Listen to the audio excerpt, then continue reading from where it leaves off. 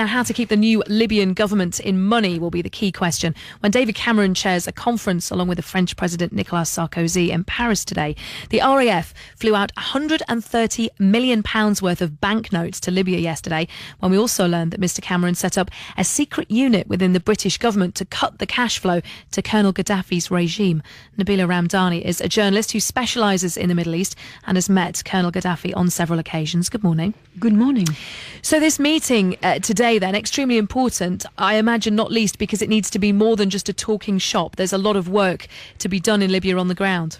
Well, absolutely. I think the significance of this conference cannot be understated, because it not only comes on the 42nd anniversary of the coup which brought Gaddafi to power in 1969, but it also marks 6 months since Western powers took their decision to start bombing Libya, a move which certainly sealed the fate of the Gaddafi regime. But specifically, the conference will bring to the fore the National Transitional Council's ability and indeed credibility to govern Libya. There are some concerns about their ability to reconcile the interests of the various rebel factions fighting on the ground, and the conflict has already revealed rivalries and differences between various factions on the same side fighting against Gaddafi. But I think more crucially, economic interest will inevitably prevail in the conference.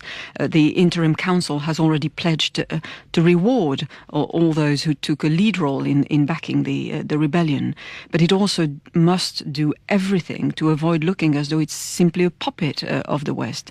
We're talking here about a country which is, one of the richest countries in Africa, with billions of pounds worth of oil and natural gas, and everyone will be looking for a share in this wealth from members of the National Transitional Council to liberate countries like Britain and France. And certainly energy, construction and telecom firms will be eager to start profiting from the rebuilding of Libya. And Britain and France will, of course, be in a very good position to secure lucrative deals.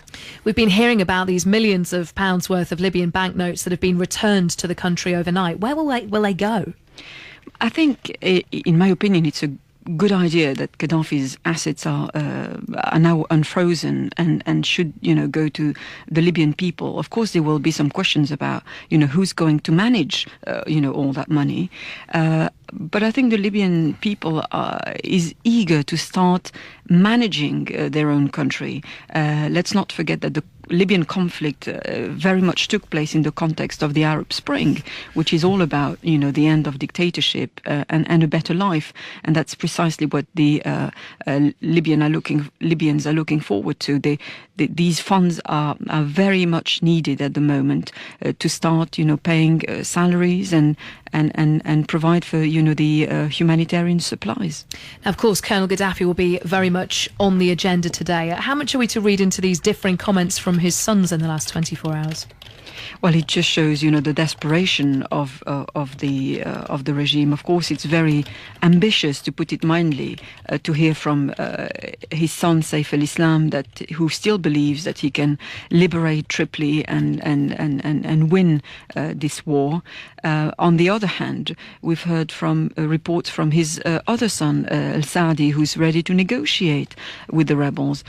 They are in a very different position, though. Let's not forget that Saif al-Islam Gaddafi has an arrest warrant on his head by the International Criminal Court, and he has nothing to lose effectively. So, in his position, he sees it as right and proper to keep fighting till the end.